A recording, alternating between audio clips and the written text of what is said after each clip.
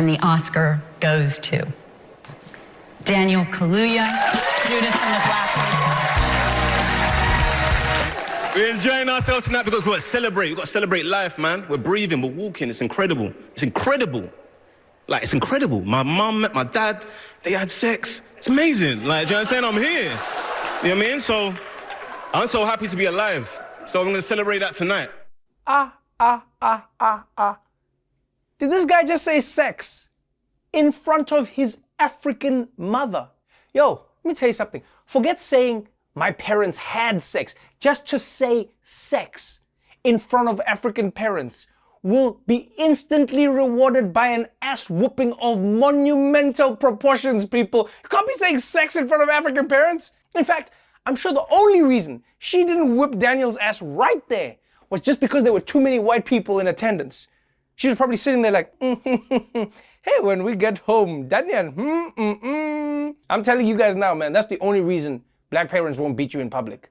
My mom would look around and she'd be like, 2, 3, 4, 5, 6. She's like, just one too many for you. In fact, that's the only reason I'm staying in America, people. Yeah, all the white people here make me feel safe.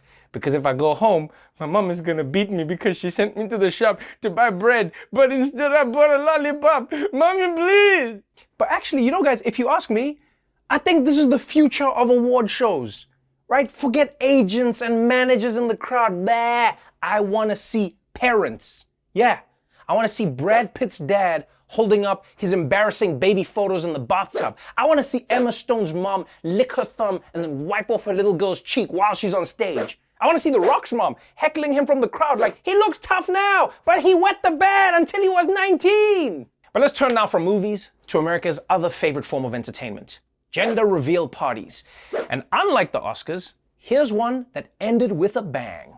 A large explosion in New Hampshire that shook multiple towns is being blamed on a gender reveal party. The sound of the blast was captured on a doorbell camera. Some residents thought it was an earthquake. One even reported damage to her home, but police say it was 80 pounds of explosives detonated on Tuesday. Police say the man set them off in a quarry because he thought it would be safe. Fortunately, nobody was hurt. Officials are still trying to figure out what charges the man might face. All right, listen, people. If you find out that you're having a baby and your first response is to set off 80 pounds of explosives, you probably shouldn't be having a baby. Plus, do these parents ever think about how high you're setting the expectations for your child when you set off 80 pounds of explosives to announce their arrival? I mean, guys, even Jesus didn't get an explosion. He just got some weird dudes delivering spices.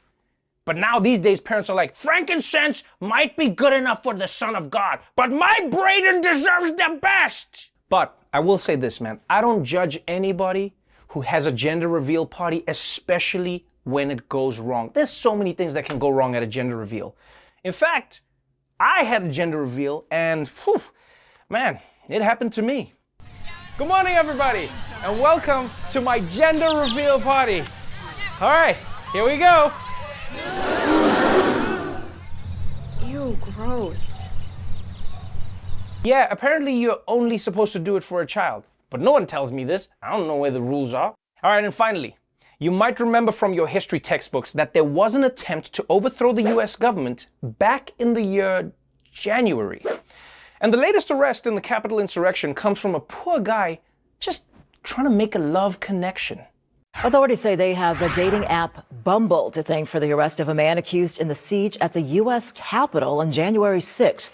Robert Chapman allegedly told a woman that he met on Bumble that he stormed the Capitol and made it all the way to Sanctuary Hall. The woman replied, "We are not a match." And then she notified the FBI. Chapman is charged with trespassing and disorderly conduct on restricted government property.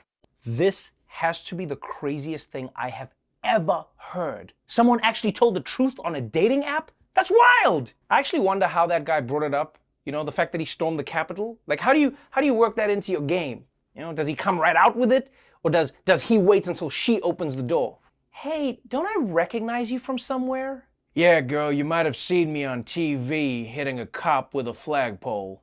You know, freedom.